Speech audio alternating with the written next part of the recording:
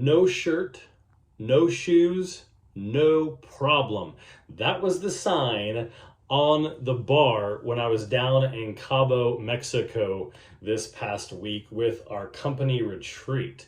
And it made me think, there's got to be a loan product out there that's unique that I can share with you. And here it is today.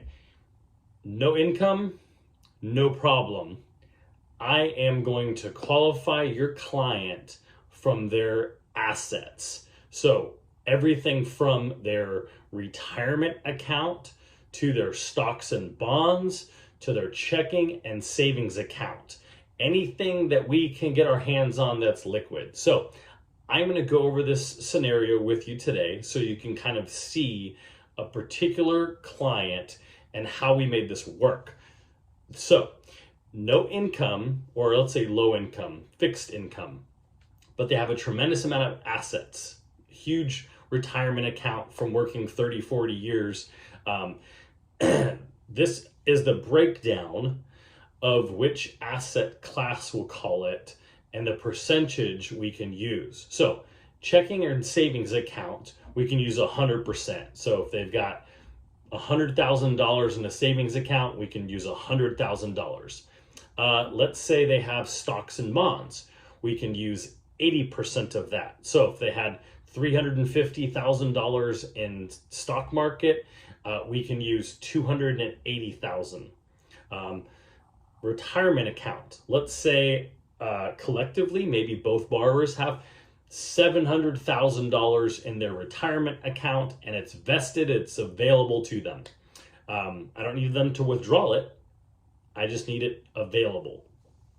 We get 70% of a retirement account. So 100% checking and savings, 80% stocks and bonds, 70% retirement funds. So if they have $700,000 in their retirement fund, we can use $490,000. Now, let's say they had $200,000 in their stock in their checking and savings. That's $200,000. They had $350,000 in their stock market. That was the example. We're going to give $280,000, and then $700,000 equals $490,000. Collectively, those three accounts give us $970,000 in assets that we're going to use. So when you're reaching out to me and you have a client that this might work for, we call it the asset utilization. So now we have our assets, $970,000. So next we're going to look at liabilities. So this particular borrower is actually buying a second home. He's retired. So they have a primary residence and they have a second home that they want to buy. Let's say down in Florida where all the retired people go. Their primary residence has a mortgage, total expenses, principal, interest, the property taxes, insurance is $4,000 a month.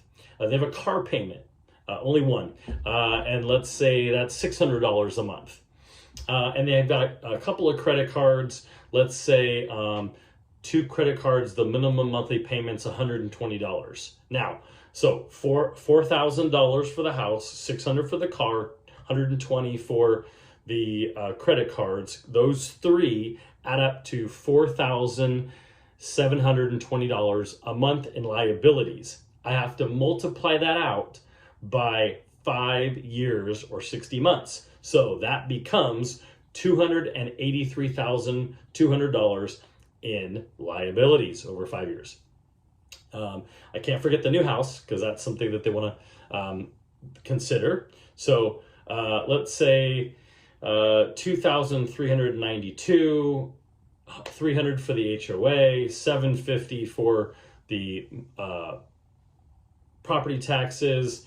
That's $3,441 times 6 months reserves. Now, I needed to know that new liability, that new house, the second home, because I need 6 months of reserves. So that comes out to $20,652.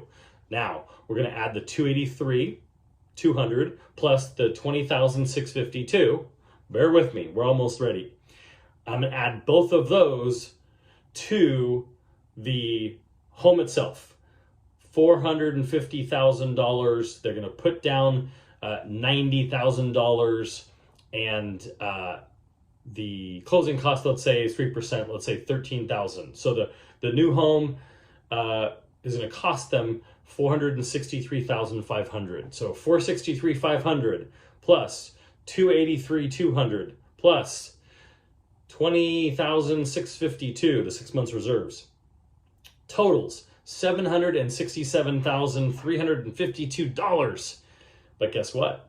They had $970,000 in assets. Their assets are more than this over here. I can get them a loan. Doesn't matter what kind of income they get monthly. So if you have someone that has a fixed income, whether they want to buy a primary or a second vacation home, secondary home, and they have retirement fund, they have stocks, they have some money in a checking and savings account, this might be an option for them. Hey, and that is another lesson from Larry.